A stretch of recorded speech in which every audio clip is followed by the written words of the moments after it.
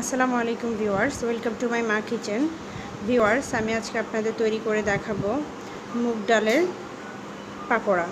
এটা কিন্তু রমজানে খুবই আপনাদের উপকারে আসবে আর আশা করি সবার ভালো লাগবে। পুরো রেসিপিটি দেখার আহ্বান জানাচ্ছি। চলুন দেখিনি তাহলে কিভাবে তৈরি করব এই মজাদার খাবারটি। আধা ঘন্টা হয়ে গেছে, ডালটা আমি ভিজিয়ে রেখেছি, যে এটাকে আমি ধুয়ে পানিটা ঝরিয়ে নিয়েছি। এবার এটাকে আমি ব্লেন্ড করব, আর ব্লেন্ডটা এমনভাবে করব যাতে খুব মিহি না হয়, হাফ ভাঙা ভাঙা এমনভাবে ব্লেন্ডটা করে নেব। ভিউয়ার্স, ডালটা আমার দেখতে পাচ্ছেন, এটাকে আমি ভালোভাবে ব্লেন্ড করে নিয়েছি, একটু দানা দানা আছে। এবার এর সাথে এক একটা আমি সব মশলাগুলো দিয়ে দেব। হলুদের গুঁড়ো দিচ্ছি সামান্য পরিমাণ, হাফ চা চামচ পরিমাণ। মরিচের গুঁড়া দেব হাফ চা চামচ পরিমাণ।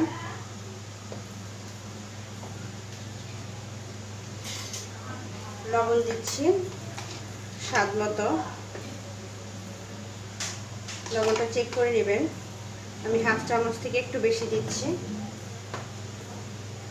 এবার এর সাথে দিয়ে দেবো কাঁচামরিচ কুচি, গ্রেট করা গাজর,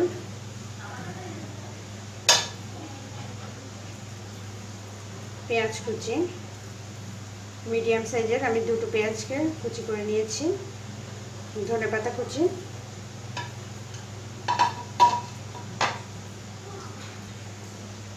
এক চা চামচ আদা রসুন বাটা দিচ্ছি, 1/4 চা চামচ পরিমাণ গরম মশলা বাটা দিচ্ছি, আপনি চাইলে গুঁড়োটাও ব্যবহার করতে পারেন। এবার সবগুলো উপকরণ আমি মেখে নেব ভালোভাবে। হাফ কাপ পরিমাণ আমি চালের গুঁড়ো ব্যবহার করছি এখানে, আপনি চাইলে কর্নফ্লাওয়ার ব্যবহার করতে পারেন বা বেসনও ব্যবহার করতে পারেন। চালের গুঁড়োটা দিলে এটা মচমচে একটা ভাব আসে, খেতে ভালো লাগে, যার কারণে আমি চালের গুঁড়োটা দিচ্ছি। যখন দেখবেন এরকম একটু আঠালো ভাব হয়ে আসছে, তার মানে বুঝবেন যে আর লাগবে না। দেখতে পাচ্ছেন এটা মোটামুটি বাইন্ডিং হচ্ছে, তার মানে এটা আমার এনাফ। হাফ টিস্পুন পরিমাণ আমি চিনি ব্যবহার করছি। চিনিটা দিলে টেস্টিং সল্টের একটা টেস্ট আসবে, যেটা কিন্তু খেতে খুবই ভালো লাগবে। সব কিছু খুব ভালো করে মেখে নেব।